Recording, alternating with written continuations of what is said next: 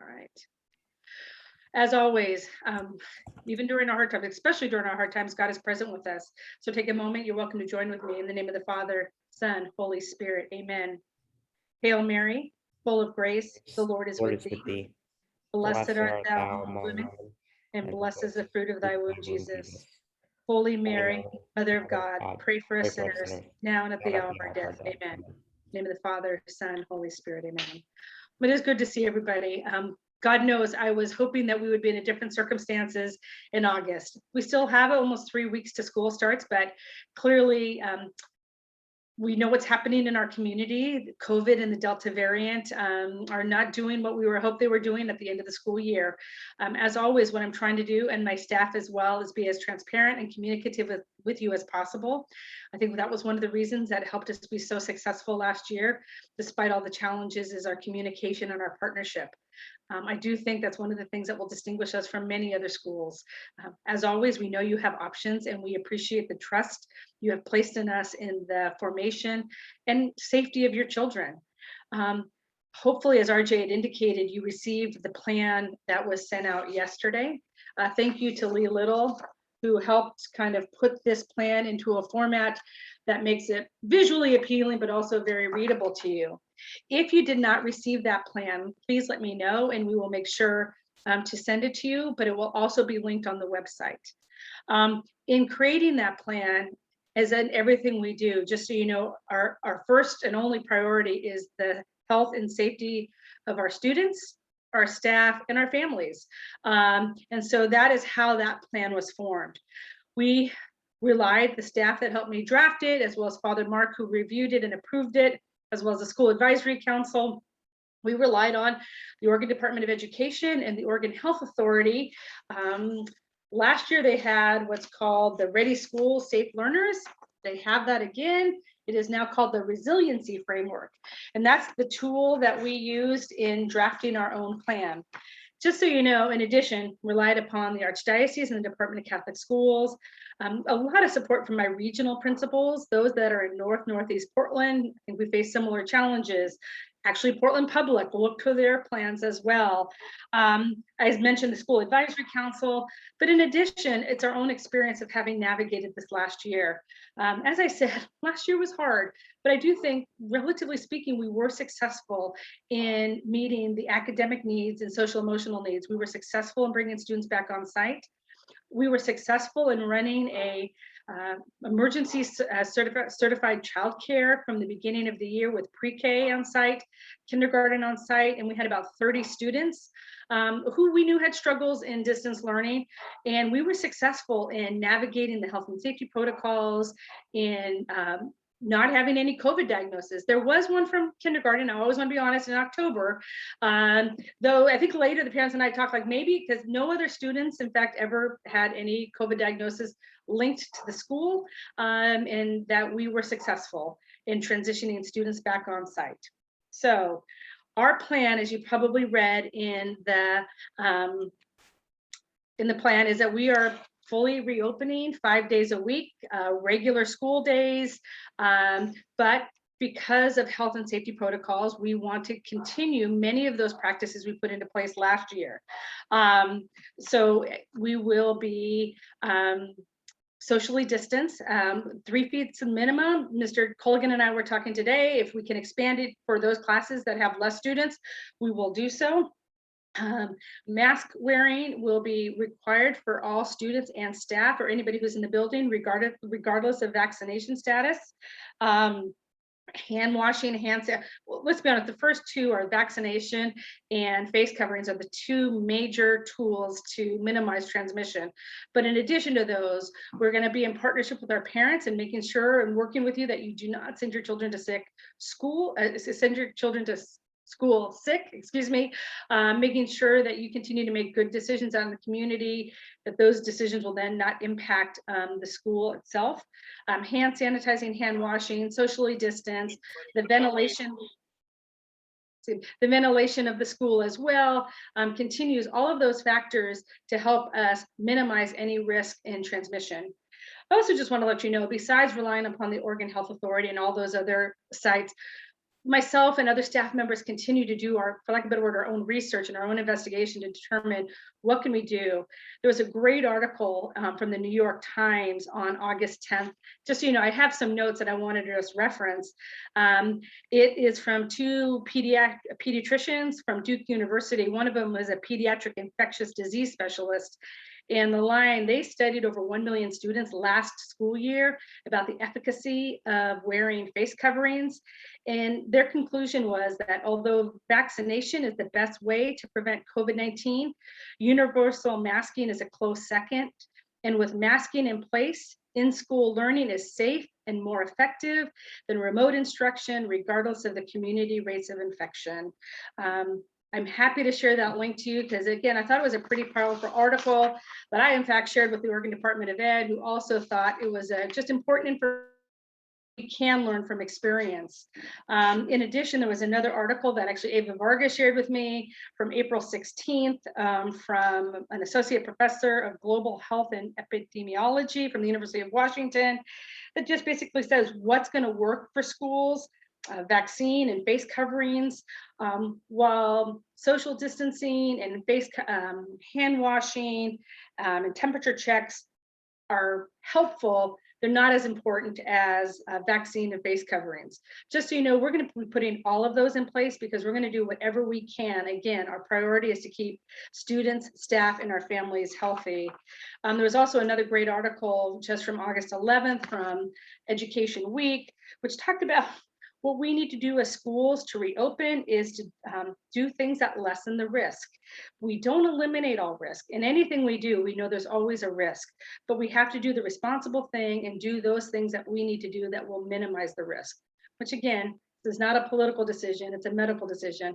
Vaccinations and face coverings have been proven to reduce the transmission of COVID. That's a bit of my spiel, and I know we're going to have opportunities for questions that you may raise, but I wanted to let you know this has been a discussion going on for weeks now, and it's not one we enter into lightly because your children are our priority.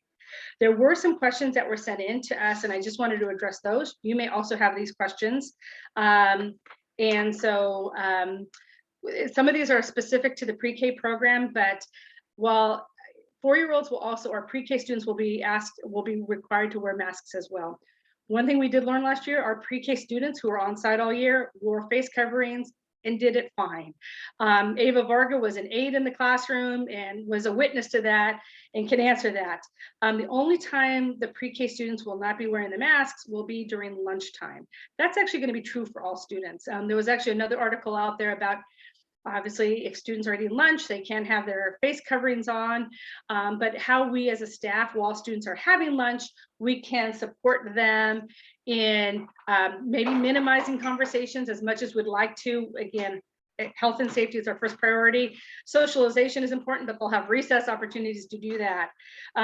So our pre-K students will not be wearing face coverings though when they take a nap or rest.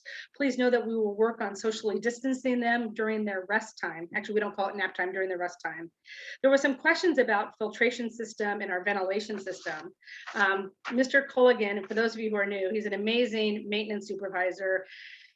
Could not have done as successful last year without him. And he kind of reminded me about how good our ventilation system is in the school. A parent asked about kind of comparing it to Portland Public, the MERV 13 standard. No offense to the question, but Mr. Colgan sort of scoffed, saying that Portland Public probably does not have MERV 13 in most of their schools. The newer schools like Roosevelt that had renovations probably do. I didn't even know what MERV 13 was. I can't even explain it to you. But this is what we will be doing for ventilation because that is also key. All of the classrooms have unit ventilators that draw in outside air. If necessary, when the weather gets cooler, it will also heat the air.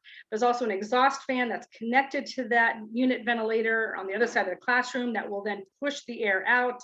Mr. Colligan was a regular in the building. He's there every day, but into classrooms, testing the air quality to see how effective the ventilators were working and the exhaust fans. He basically said that every 14 to 15 minutes, the air in the classrooms are changing.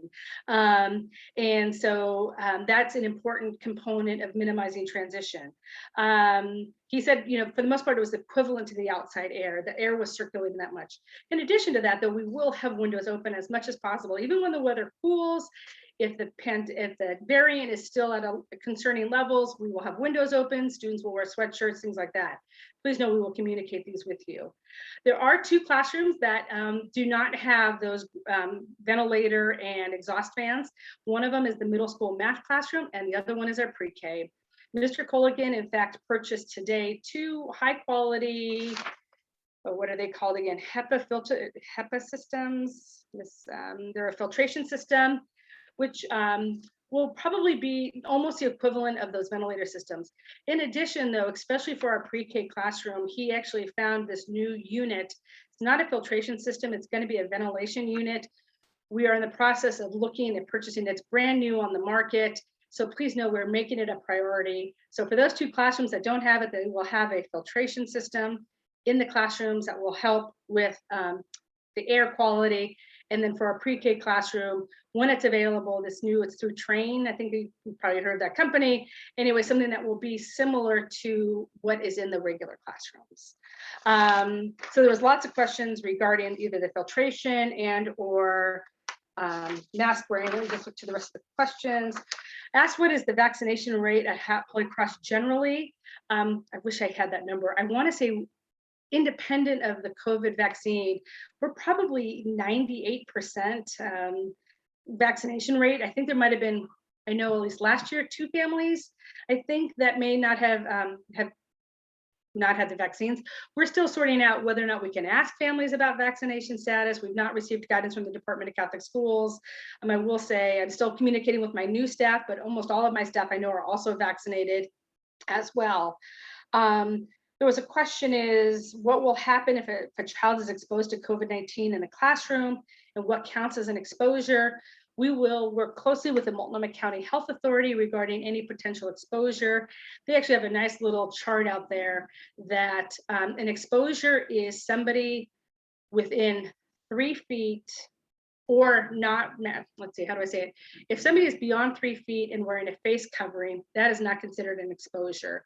If they are within 3 feet with a face covering, or there is not a face covering, I think exposure goes to 6 feet or a bit larger. It's a cumulative 15 minutes throughout the day. I know we have nurses and others in the medical profession. If you have different information, please share that with me. What is OHA saying about the Delta and the efficacy of the current mitigation strategies? I think we're just all watching the news. I get a daily update from the OHA. Delta variant is not where we want it to be, but what they continue to say is social distancing, face coverings, vaccines, making good decisions about, I hate to say bubbles again, because I almost want to take that word out of my vocabulary, but large events where there could be unmasking, or we don't know the status of people regarding their health circumstances. We just have to continue to make good decisions. We do not anticipating, we will not be offering online comprehensive distance learning like we did last year. Please know that if I had the financial capability to do it, like in public, I would, but I cannot ask that of my teachers. Teaching in both modalities, I think they called it to the roomies and the zoomies, was really taxing. It took a toll on teachers as well as staff. That's not who we are. We are, nurturing and affirming and challenging our students academically, socially, emotionally, and that can't be done by Zoom. So that does not anticipate. If there is a closure, like the governor orders a closure, or a class has to go into remote learning, at that point, we would shift to the distance learning. And I do believe my teachers have everything in place to do it, but we would not be teaching both modalities at the same time. What symptoms should a child be kept home from school with? Well, there's the typical COVID symptoms, which I've asked everybody, has there been an exposure to COVID? Do you have a cough or fever? Flu-like symptoms, nausea, diarrhea, shortness of breath, fever-reducing medicine, a sudden loss of taste or smell. Now, when we say cough, we mean something that's, probably sudden, something that's new. If you know your child has asthma or allergies and a cough is part of that, just having conversations with your doctor regarding, is this possibly a COVID symptom, or is this in fact part of that? Those would be the symptoms we would be looking for. Sorry, that took a lot longer. Mrs. Louie or Ms. Goldrick or Ms. Varga, Mr. T, anything I might have forgotten to add before we have questions? So yeah, I just wanted to clarify something that you had said, just because, yeah, there was a lot of info. So Sorry. we can, oh, no, that's fine, Julie. Lots of questions too that I have to pass along your way. But so we can do distance learning if we need to, like, let's say that there is a quarantine, but otherwise right now, like, just to clarify, we are not going to be offering a hybrid model where we have like some students on Zoom and other students in the classroom. If they're out of the classroom, then we'll stay out of the classroom. But if they're in the classroom, then they're just going to focus on the classroom itself. Yes. If a student has an exposure to COVID and has to quarantine for 14 days, or is unfortunately sick, what we will do is we will treat it like we have historically. If a student is sick, work will be provided to the parent. We will support the student. We will check in with the student. We will check in with the family, but there will not be the online component of it. Yeah. Okay. Excuse me, unless the whole class has to quarantine. At that point, if the whole class is in quarantine, including the teacher, then we will do what we need to do to provide academics to our students.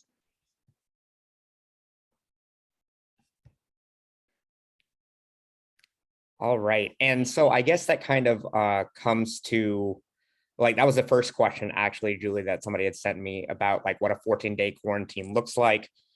So it sounds like if it's just one or a few students, then those students are just going to be like receiving materials as though they had a long-term absence. But otherwise, if it's a full class, then we will go to distance learning, at least temporarily, for that quarantine. Right. I see a question right now. Can you clarify if there's a COVID case in the classroom? Does the class quarantine or just the child? At this point, it will be just the child. What I have heard from the Oregon Health Authority and the Oregon Department of Ed is that if we are able to maintain the minimum of 3 feet distance, as well as face coverings, and excuse me, let me add this, and the students that are near the student who has been diagnosed with COVID or had the COVID exposure, again, it has to be diagnosed with COVID. If they have no symptoms of COVID, then they do not need to quarantine. If, let's say, Mrs. Louie and I are sitting by each other in class, we're 3 feet apart, Mrs. Louie has an exposure to COVID. If she doesn't have COVID, but she's been exposed to it, Mrs. Louie will have to quarantine. If Mrs. Louie has COVID and I'm sitting next to her, but I have no other symptoms and we wore face coverings and we're sitting 3 feet apart, then I will not have to quarantine. If I started having a loss of sense of smell, or I'm running a fever, or a new and sudden cough, then I would have to quarantine, but not the whole class. Hopefully that clarifies. Nice. But again, in those situations, please know the first person I'm going to call is the Multnomah County Health Authority, saying, okay, I have this child, no name, but has been exposed, or this child has been diagnosed. What are my protocols? Please know that when I'm talking to the teachers coming up next week, sadly for them, I've called them in early because I know there's a lot going on, is one of the things we'll talk about is there will probably be assigned seating. That way we will be able to track if Mrs. Louie is student 3 and we know student 2 and student 4 are right by her. We're just looking at those potential students, not the whole class. So Julie, we do have a line of questions, but just because it's kind of related, when it comes to a COVID case, like a positive case in the building or a class, is everyone going to be notified? What is notification going to look like?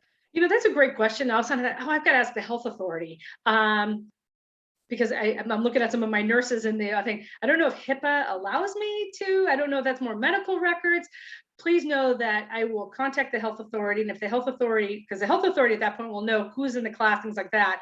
But if they say, can I please notify the families in that class without notifying about the student, the kids find out things, and we know they do.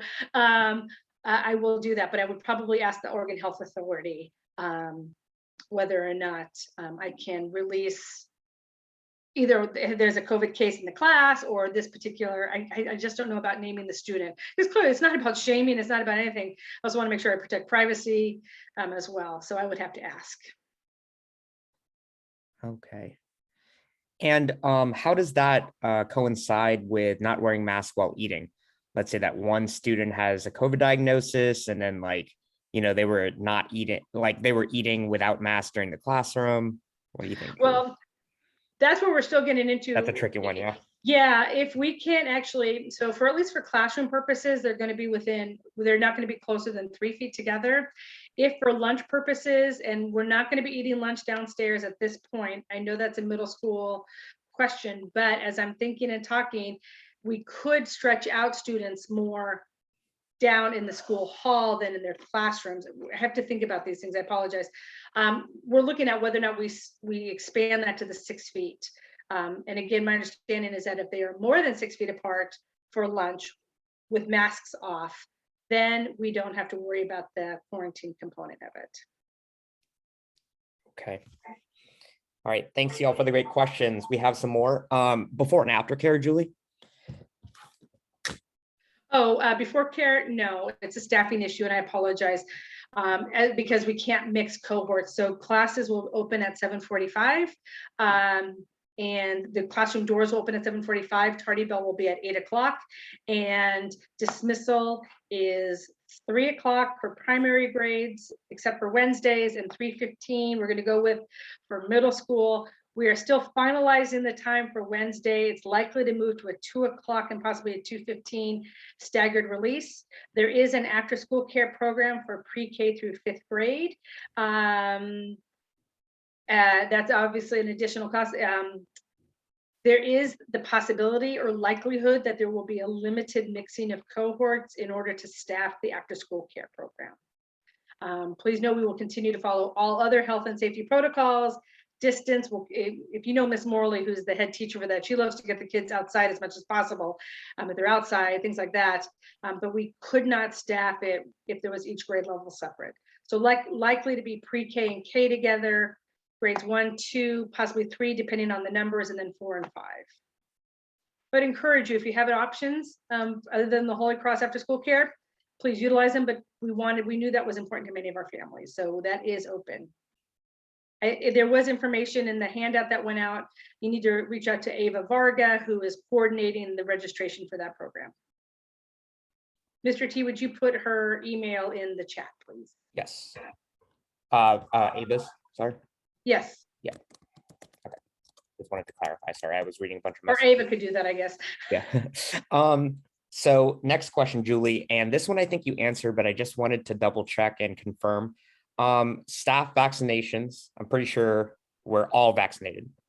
Yes. I'm confirming that. We did have, as you all know, new teachers. I know we're close to 98% probably vaccination. And I just have to confirm a couple of the new teachers. I know all of the teachers from last year were fully vaccinated. And do we have any numbers / I don't know if we even can have any numbers on eligible students in the school? I know that was a great question. I had a really good conversation with a parent in our middle school whose child has some health issues, compromise. I'm not saying the right word, and I apologize to that parent who's here. And her only words of advice is, please, please, please vaccinate your child in middle school. Her child is more vulnerable this child has received the vaccine. This child is more vulnerable, though, if he or she was to be transmitted the virus. And so again, sometimes it's not even about our own health, it's about the health of others. You don't know who's walking around next to you and the health issues they may be facing. So in a great conversation I had with this parent, she's like, can we really encourage, please, for the health of others. So I don't know how we can find that out. And that's something I continue to follow up with DCS and my regional principals. Great. Quick question, but I think that this is a question for Tim. Does window fans, are those acceptable for additional ventilation or no? We had that conversation and he said it's the opposite of what you want. We brought him out for our summer school just because, by the way, we're in our second week of our second summer school thing. And we've been successful again following these protocols, knock on wood. We had the fans out for that because the classes were much smaller. The problem with fans is it's distributing the air in ways that you don't want it distributed.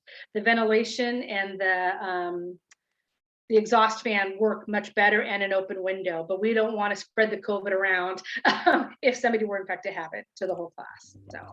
So fans will be out of the classroom.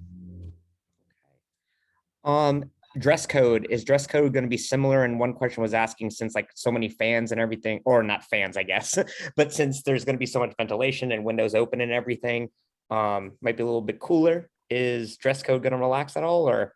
No. We No. remember, for those of you that were with us last year, we were pretty lax. We're actually tightening it up. We're not tightening, we're just trying to get back to where we were, which is we're in dress code. Now, obviously, if the weather gets cool and we still have to have it colder in the classrooms, we will obviously support our students. We will have a sweatshirt sale coming up, probably late September, early October, things like that. But please, if you were with us last year, we need to tighten the dress code. That's part of who we are. We try to be as supportive in comparison to other schools that require Land's End or things like that, you know, Old Navy, Kohl's, Fred Meyer's, but please be in uniform. If you would like to have access to the uniform closet, again, send Ava Varga or Debbie an email, and we're happy to let you look through the uniform closet of gently used Holy Cross uniforms. Masks at recess, Julie? We are strongly considering it because unless the students kind of separated, because again, we want to do everything we can to minimize it.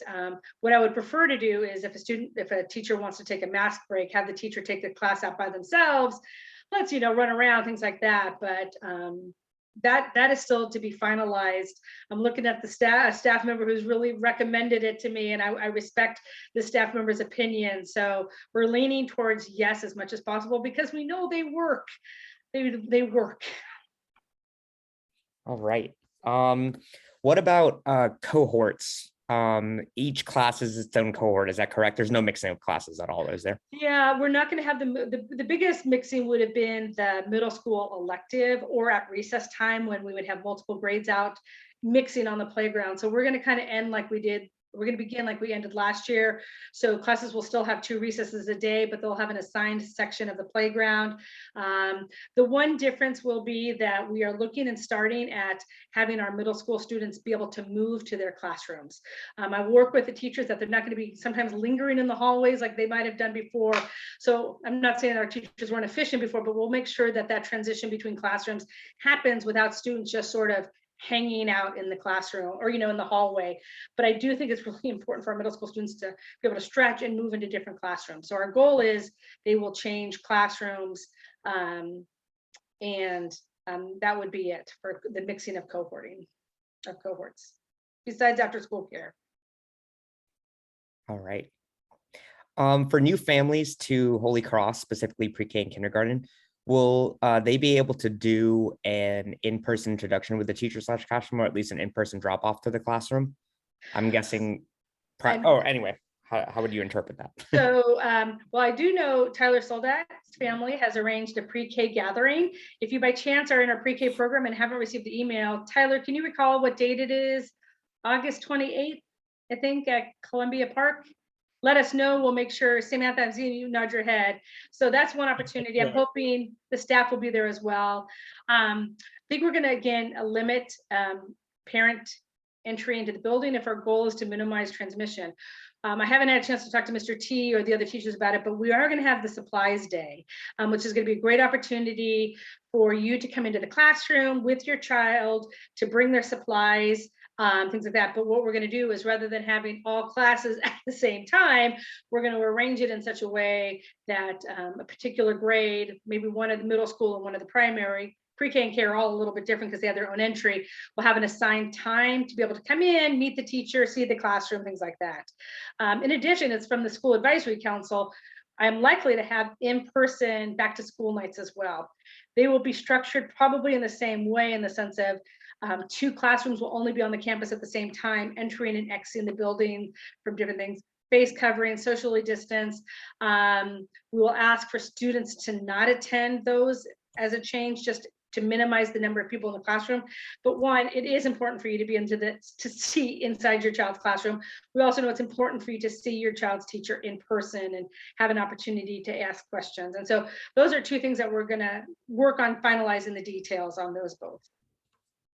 Okay. Julie, is there a school bus that drops off at Holy Cross? There is No, not. right? Okay, just wanted to make sure. I was pretty sure that was the answer. And to clarify, on Wednesdays, the early out, it's 2 o'clock for grades pre-K through 5 and 2:15 for 6 through 8. We're looking at pre-K through 4, and then Pre-K 5 through 8 would be the 2:15. I apologize, we don't have that finalized. We're looking at obviously kind of doing a similar drop off and pickup, and we want to try to be as efficient in that as well. So those are some details that I will definitely get set within the next week. Okay, great. Let's see. I see a question from Holly. 7th and 8th grade will be back in their classrooms. And lunches will be in their classrooms unless we make a decision that it would be better to maybe 1 or 2 classes to be downstairs. Again, it's a staffing issue. We have to make sure that everyone is obviously supervised during those lunch periods, and we will do what we can do. No microwave, right, Julie? We haven't figured that out. I will say the lunch period, Mr. T, is it 15 minutes?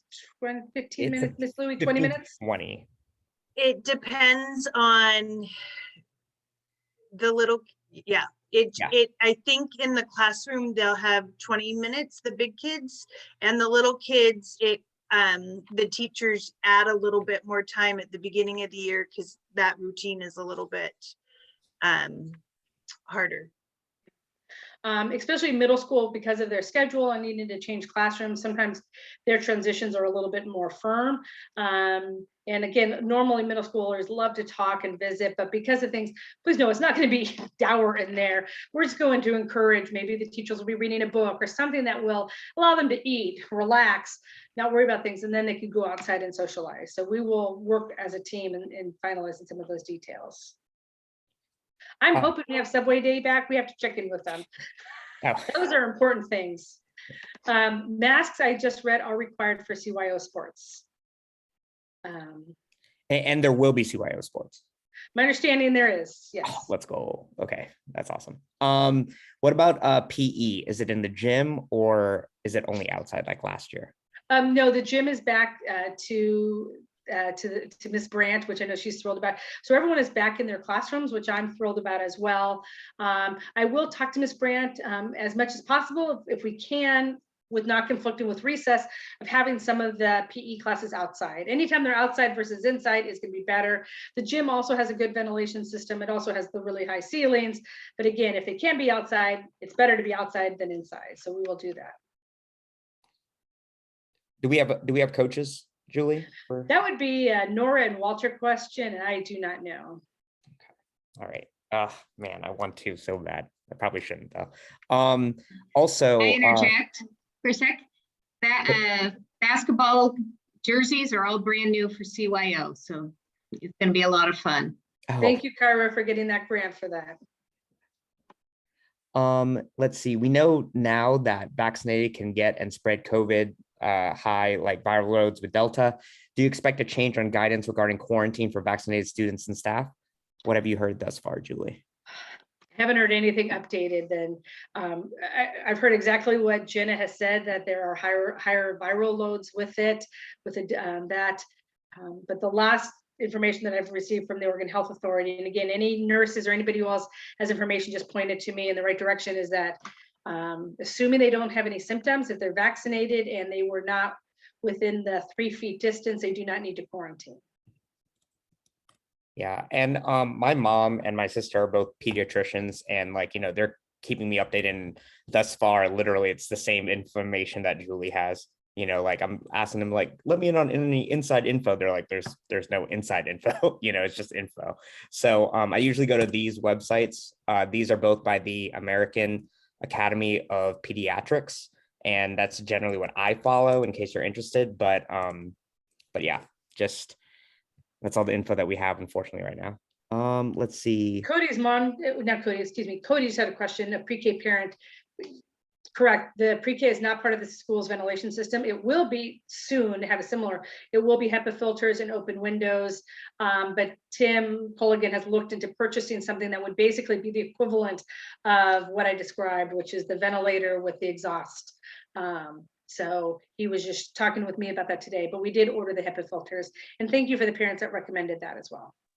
But we do have operational windows. That was part of the question. We do have windows that open, and even before the HEPA filtration and the univentilator gets built in, we will have fans to move air out of the room.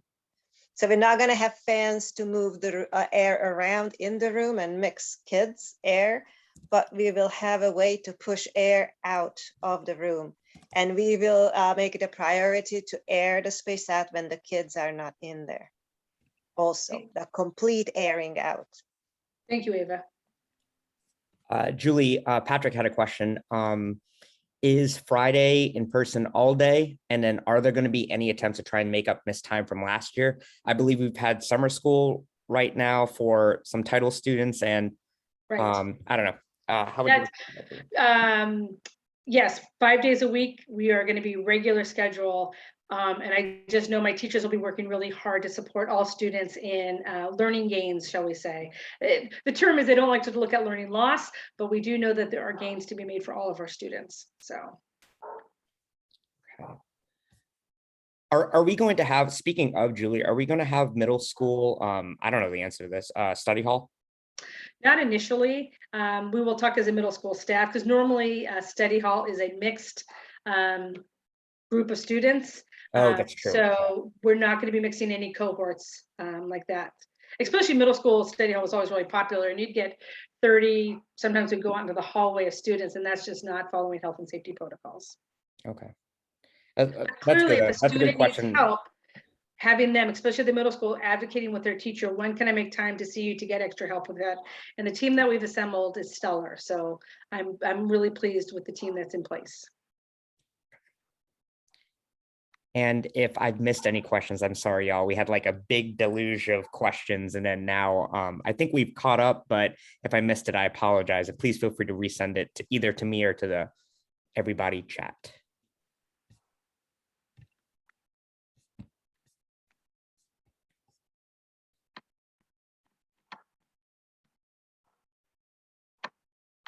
Silence is golden. I'm okay. Here we go from April.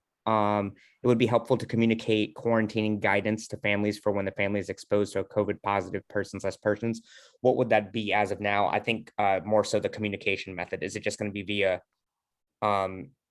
email, and we can only, like, you know, we're only going to inform for classes, Julie? Like, what's the communication method for, I think you've mentioned it kind of, but is there a set one yet, or?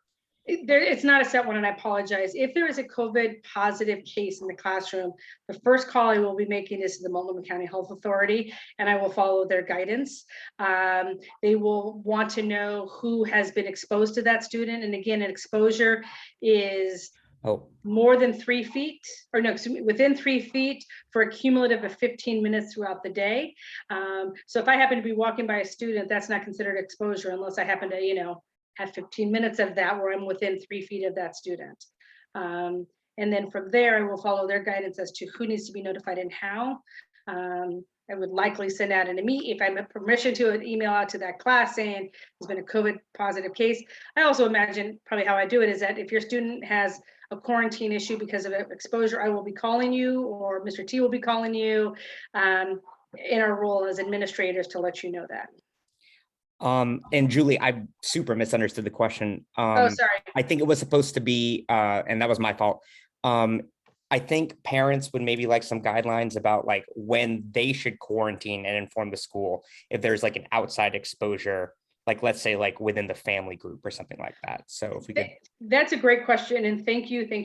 Please just be transparent with us. There's no scarlet letter, but it is important. I had a family that is in our summer school. Their daughter is vaccinated, and she had an exposure to COVID. I was in contact with the health authority about that. And they chose to keep her home for 2 days while they did a COVID test, which came back negative. So again, that transparency, please, it gets complicated. If you're not sure, call me or email me and we will sort it out together. I've got a good contact at the health authority. I keep bothering him, but he seems to be pretty responsive to me. There's also some parents that I know I'm looking at them, hey, what do I do in this situation? And they've also been responsive. So the best I can say is just be transparent. Like, hey, we hung out at a family wedding or a gathering and we learned later there was an exposure. What I'll usually ask is, when did it happen? Tell me the circumstances, just so I'll have as much information to communicate to the health authority. A new family just asked if we're going to be getting a back to school letter / update to finalize like to be decided items, like we talked about, such as supply drop off date. Yes. Yeah, and then like clear drop off, dismissal times, everything like that. So Absolutely. I apologize, it's not quite ready together already. School starts after Labor Day. That week before that is going to be the supply drop-off date, sometime probably September 1st, 2nd, and 3rd. The week before that, which I think is next week, towards the end of the week, you will get an update on those still to be firmed up. I don't want to say undecided, but just let's firm up the details. yeah, just getting all the information.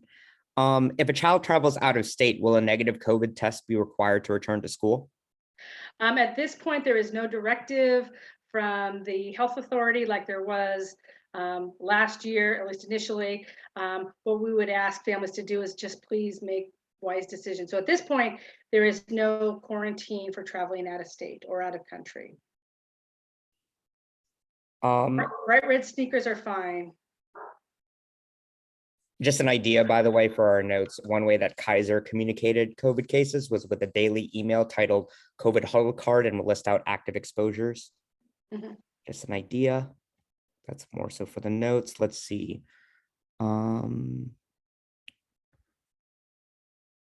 If there's a question of a student showing symptoms while at school, is the school going to administer testing, or do they send a student home to get tested elsewhere? So thank you. Last year, schools have been given permission and I've been trained.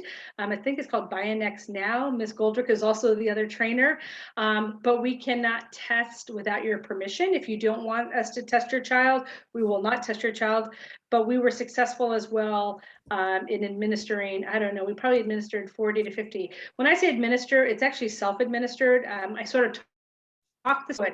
I gave it to kindergartners and first graders, and not to be graphic, but they got a lot of stuff coming out of their self-administered nose test. What I do is I just kind of put it in the little thing, and then I notify you as well. So whether you want us to test your child or not is up to you. But if a child comes down with symptoms that are similar to COVID, or anytime a child is sick, we do have the isolation room, which is, we actually removed the cot because we want students laying down, and we will call you asking you to pick up your child, and then that's on you. But we're happy to administer it if you would like us to. That consent form will be going home, and it will be at supplies day as well. Permission slip given at the beginning of the year applies for the whole year. If you get permission last year, though, that doesn't count anymore. We need a new consent form for the current school year. Okay. For dress code, are all shoes okay? And then one person said specifically bright red sneakers. Bright red sneakers are awesome. We would ask for them to be they have to have a back on them. We would ask for them to, some help me out, teachers, also, and I'm not thinking shoes. No heels. We would ask because those aren't necessarily safe for emergency purposes. Mrs. Louie? No wheelies. And then make sure that if they're tie shoes, that your child can tie them by themselves, especially when they have to change shoes for PE. My son didn't learn how to tie shoes until 3rd grade because I loved the Velcro. But please don't put the teachers in that position. It's a lot of work. You may only tie them once in the morning as you send them off to school, but when they come undone and other things like that. So if your child really doesn't have that fine motor skill like my son until 3rd grade, please make sure they are Velcro shoes. No shoes that fall off easily either. So thank you. All right, and let's revisit the wheelies for staff. We would cover a lot of ground, Julie, just saying. Okay, so let's see. Buddy system, Julie? Unfortunately not to begin with. I do know as the year ended last year, 6th grade and pre-K had opportunities to kind of be outside together. Just with the Delta variant right now, we just want to be really careful with cohorting. So again, that's on the lesser efficacy of transmission, but we want to use every tool in our toolbox to do that. So at this point, probably not, unless they can do something outside with mask covering. Face Yeah. covering. And then we realized too, we tried something where the buddies would meet with their respective students, but the problem though is that there's not a teacher present, so that would be a little bit tricky. So we can't, oh, sorry, over Zoom, I apologize. So so that's not an option either. So we're going to try and figure that out, because as much as we love the buddy system right now, it's a little bit too difficult to manage, but we will get back to it as soon as we can for sure. And thank you, Jenna, that Delta is starting to present with different symptoms: sore throat, congestion, headache, and sometimes no fever. Or you're paying attention to these symptoms or presuming a cold. Just don't presume a cold. If your child has those, please do not send them to school.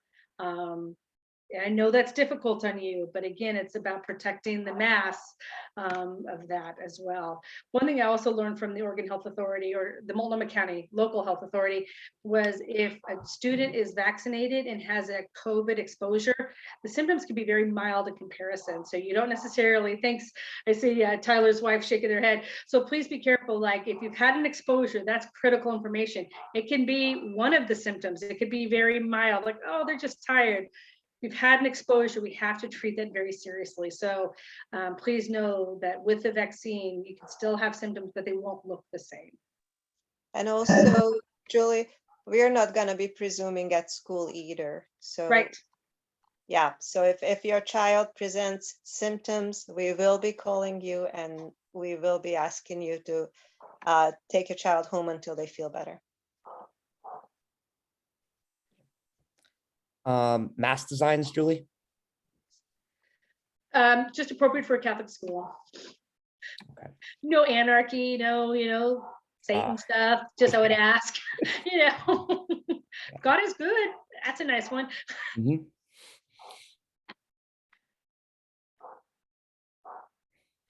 Got it. That is a bit vague, Jenna. That's right. Anybody else? I do have, just so you know, another one in 9 minutes. So I don't mean to cut this one short, but if we are done, I would love to wrap it up so I can take a moment to compress with my team and get ready for my 7 o'clock one. But I don't want to. This one's the last one. This one was asked earlier and I wrote in my notes and completely spaced on it. Noon dismissal and aftercare. Is that going to be something? Yes. Yes. Okay. Good. That's what I thought the answer was. We just wanted to double check. Thank you, Shauna. Bagoo masks are excellent for kids that wear glasses. Never heard that, but that's a great referral. So if your child wears glasses, look at the Bagoo masks. Thanks, Lindsay, for the shout out. The one question I didn't hear answered was about walking to school. If you could recap how old the kid and how does that happen? Walking to and from school.